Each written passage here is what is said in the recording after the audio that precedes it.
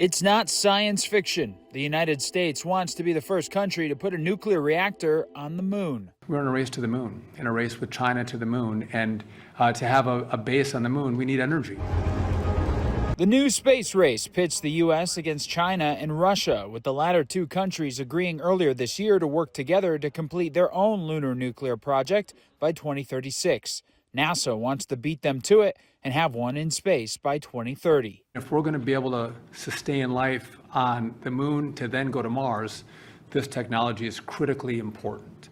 And I would just note that we're behind, right? If we're going to engage in the race to the moon and the race to Mars, we have to get our act together. Astrophysicist Neil deGrasse Tyson says the idea is an interesting concept for potential colonization of the moon, but the timeline is also an ambitious attempt to beat China to the punch. It doesn't really make sense to fly to the moon and then continue on to Mars. If you're going to go to Mars, who needs the middleman? Just go straight to Mars. If we do this before 2030, we will beat China and Russia to the moon with this technology.